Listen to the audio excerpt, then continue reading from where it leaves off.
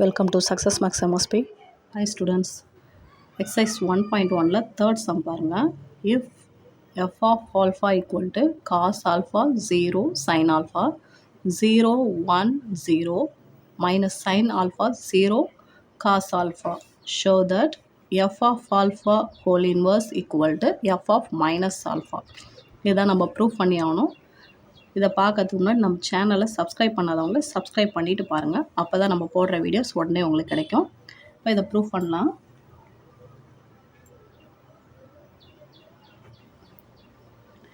F of alpha whole inverse. இப்போ நம்ம ஏற்கனவே ஆல்ரெடி ஃபார்முலா பார்த்துருக்கோம். இப்போ இதுக்கு ஹோல் இன்வர்ஸ் கண்டுபிடிக்கணும்னா என்ன பண்ணணும்? 1/மாடுலஸ் ஆஃப், அதாவது determinant of f of alpha into adjoint of f of alpha. First determinant கண்டுபிடிக்கலாம் பாருங்க. Determinant f of alpha. So இப்போ நம்ம ஃபஸ்ட்டு கண்டுபிடிக்கிறோம்னாக்க இந்த காஸ் ஆல்ஃபா அந்த ஃபஸ்ட் லைனுக்கு மட்டும்தான் நம்ம கண்டுபிடிப்போம். So first plus, next minus, next plus. So second வந்து ஜீரோவால் நம்ம மல்டிப்ளை பண்ணுற மாதிரி இருக்கும் அப்படின்றதுனால இந்த டேர்மே நீங்கள் எழுத தேவையில்லை. நெக்ஸ்ட்டு ஃபஸ்ட்டு நம்ம போடுற டேர்ம் காஸ் ஆல்ஃபா. இந்த காஸ் ஆல்ஃபா இப்படி எழுதுகிறோம் அப்படின்னாக்க ஃபஸ்ட்டு இந்த ரோவும் இந்த காலத்தையும் மிஸ் பண்ணதுக்கப்புறம் பார்த்திங்கன்னா இந்த ரெண்டு எலிமெண்ட் இருக்கும். Cos alpha minus 0. So cos alpha minus 0ன்னு கிடைக்கும். நெக்ஸ்ட்டு இந்த செகண்ட் டேர்ம் பார்த்திங்கன்னா நெகட்டிவில் இருக்குது, அதுவும் 0 இருக்கிறதுனால 0வில் எந்த நம்பர் மல்டிப்ளை பண்ணிங்கனாலும் 0 தான் கிடைக்கும். நெக்ஸ்ட்டு டேர்ம் நம்ம எடுத்துக்கிறோம் ப்ளஸ் சைன் ஆல்ஃபா. சைன் ஆல்ஃபான் போது ஃபஸ்ட்டு ரோவையும் தேர்ட் காலத்தையும் நீங்கள் மிஸ் பண்ணிட்டீங்கன்னா இந்த ஆர்டர் இருக்கும். 0 0 0 1 சைன் இஸ் சைன். ஆல்ரெடி இங்கே ஒரு மைனஸ் இருக்கிறதுனால நம்ம ஆப்போசிட்டில் போடும்போது இன்னொரு மைனஸ் போடுவோம். ஸோ இங்கே வந்து என்ன வரும்? 0 ப்ளஸ் சைன் ஆல்ஃபான்னு வரும். இப்போ இதை ரெண்டையும் மல்டிப்ளை பண்ணுங்கள். இது காஸ் ஆல்ஃபா அப்படின்போது காஸ் ஸ்கொயர் ஆல்ஃபா ப்ளஸ் இந்த 0வோட நீங்கள் காசு மல்டிப்ளை பண்ணும்போது 0 தான் கிடைக்கும். நெக்ஸ்ட்டு சைனோட 0 மல்டிப்ளை பண்ணிங்களா 0, சைனோட சைன் மல்டிப்ளை பண்ணிங்கனாக்கா இந்த sine square alpha. Cos square alpha plus sine square alpha இது ஆல்ரெடி ஏற்கனவே படிச்சிருப்பீங்க. Equal to 1. இது ஃபார்முலா. இது டிட்டர்மினன்ட் ஆல்ஃபாவுக்கு நம்ம கண்டுபிடிச்ச answer 1. Next adjoint of F of alpha கண்டுபிடிக்கணும். Adjoint of F of alpha. இப்போ இந்த மேட்ரிக்ஸை நம்ம எப்படி எழுதுகிறோன்னு பாருங்கள். இந்த ஃபஸ்ட்டு இந்த ஆர்டர் நான் எழுத சொல்லியிருக்கேன் இல்லையா, அதே மாதிரி எழுதுங்க. 1 0 0 காஸ் ஆல்ஃபா. ஸோ இப்போ இதை நம்ம எழுதிட்டு வரும்போது நான் ஃபஸ்ட்டு செகண்ட் ரோவில் இந்த ரெண்டு எலிமெண்ட் எழுதியிருக்கேன்னா அடுத்தது இந்த 0வை இந்த இடத்துல எழுதிக்கோங்க. நெக்ஸ்ட்டு தேர்ட் ரோவில் இந்த ரெண்டு எலிமெண்ட் எழுதியிருக்கோம். ஸோ இந்த எலிமெண்ட் எழுதணும் மைனஸ் சைன் ஆல்ஃபா. நெக்ஸ்ட்டு இந்த ரோ ஃபஸ்ட்டு ரோவில் ஃபஸ்ட்டு இந்த ரெண்டு எலிமெண்ட் எழுதணும் இல்லையா, அதே மாதிரி இதுக்கு நேராக இருக்க இந்த ரெண்டு எலிமெண்ட்டை ஃபஸ்ட்டு எழுதணும். 0 சைன் ஆல்ஃபா. நெக்ஸ்ட்டு இந்த காஸ் ஆல்ஃபா, அந்த ஒரு டேர்ம் இருக்கு இல்லையா, அந்த ஒரு இதை எடுத்து எழுதிக்கோங்க காஸ் ஆல்ஃபா. நெக்ஸ்ட்டு இந்த காலம் இருக்கு இல்லையா, அந்த காலத்தை இங்கே லாஸ்ட்டில் மறுபடியும் திருப்பி எழுதுங்க 1 0 0. அதே மாதிரி இந்த ஃபஸ்ட்டு ரோவை லாஸ்ட்டு மறுபடியும் எடுத்து எழுதிக்கோங்க 1 0 0 1. ஸோ இப்போ இந்த ஆர்டர் எல்லாத்தையுமே நம்ம சின்ன கிளாஸில் எப்படி போட்டோமோ அதே மாதிரி இந்த ஏரியா கண்டுபிடிக்கிறது எப்படி போட்டோமோ அதே மாதிரி போடணும். ஃபஸ்ட்டு இது ரெண்டையும் மல்டிப்ளை பண்ணணும். அதிலிருந்து இது ரெண்டையும் மல்டிப்ளை பண்ண ஆன்சரை மைனஸ் பண்ணணும். ஸோ 1 இன்ட்டு காஸ் ஆல்ஃபா அப்படின்னு போட்டிங்கன்னா என்ன கிடைக்கும்? Cos alpha minus 0 0 0 first element. Next இது ரெண்டையும் மல்டிப்ளை பண்ணணும். நெக்ஸ்ட்டு இது ரெண்டையும் மல்டிப்ளை பண்ணணும். 0வோட சைனை மல்டிப்ளை பண்ணிங்களா 0 தான் கிடைக்கும். நெக்ஸ்ட்டு 0வில் காசு மல்டிப்ளை பண்ணிங்கனாலும் 0 தான் கிடைக்கும். ஸோ செகண்ட் எலிமெண்ட் வந்து 0. நெக்ஸ்ட்டு தேர்ட் பாருங்கள். 0வில் 0 மல்டிப்ளை பண்ணிங்கன்னா 0. நெக்ஸ்ட்டு இங்கே ஆல்ரெடி ஒரு மைனஸ் இருக்குது. மைனஸ் சைன் ஆல்ஃபா இன்ட்டு 1 அப்படின்னாக்கா என்ன கிடைக்கும்? ப்ளஸ் சைன் ஆல்ஃபான்னு கிடைக்கும். நெக்ஸ்ட்டு செகண்ட் ரோ அப்படின்னாக்கா 0வில் சைனை மல்டிப்ளை பண்ணிங்கன்னா 0 தான் கிடைக்கும்.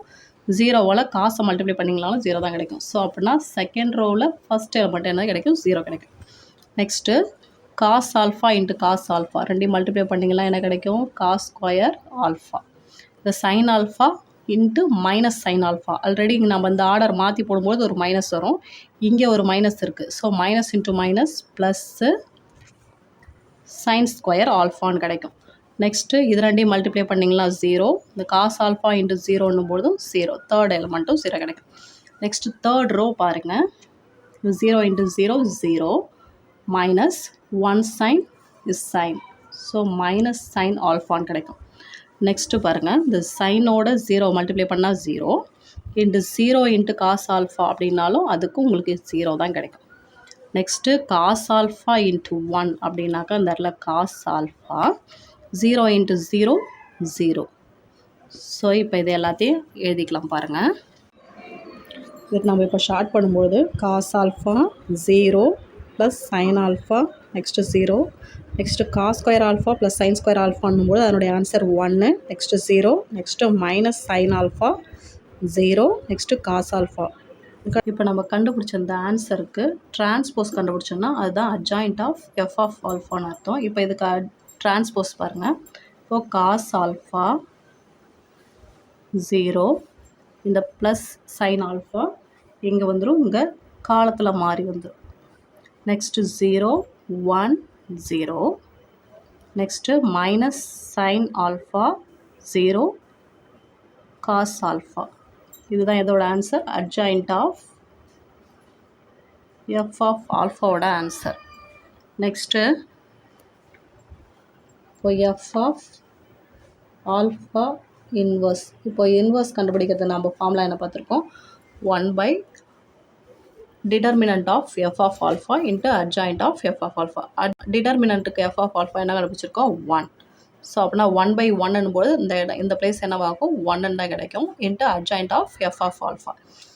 ஸோ இந்த இடத்துல 1 தான் இருக்கும். ஸோ 1 நீங்கள் போடும்போது சேம் இதே ஆன்சர் தான். இங்கே அட்ஜாயிண்ட் ஆஃப் ஏவோட ஆன்சர் என்ன இருக்குது, cos alpha 0 minus sign alpha 0 1 0 next sine alpha 0 cos alpha. இதுதான் உங்களுக்கு எஃப் ஆஃப் ஆல்ஃபா ஹோல் இன்வர்ஸோட ஆன்சர். ஸோ இதில் ஷோ தட் கொடுத்துருக்காங்களே, இதில் வந்து லெஃப்ட் ஹேண்ட் சைடு நம்ம முடிச்சிட்டோம். ஸோ இது வந்து equation 1. Next right hand side பாருங்கள், எஃப் ஆஃப் மைனஸ் ஆல்ஃபா கண்டுபிடிக்க சொல்லியிருக்காங்க.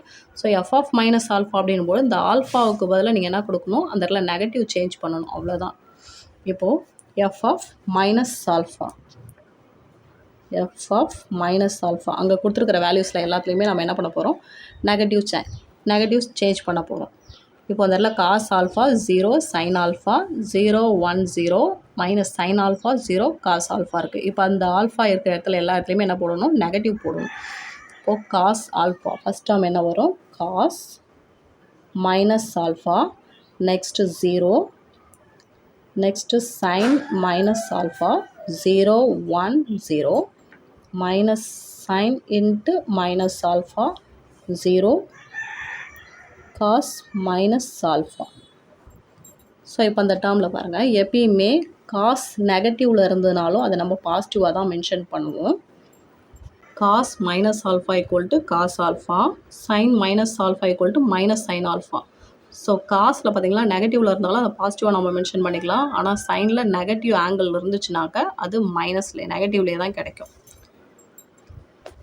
இப்போ இதில் பாருங்கள், காஸ் மைனஸ் ஆல்ஃபா அப்படின்னு அதை எப்படி நம்ம போடலாம், காஸ் பாசிட்டிவ் ஆல்ஃபா 0 இந்த இடத்துல சைன் ஆங்கிள் வந்து நெகட்டிவில் இருக்குன்னா minus sign alpha next 0 1 0 next already இங்கே ஒரு மைனஸ் இருக்குது.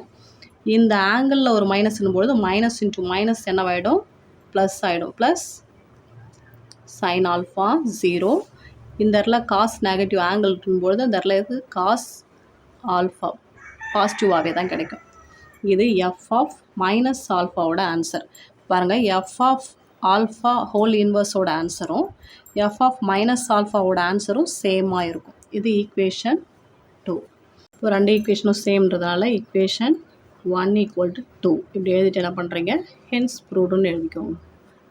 Hence proved.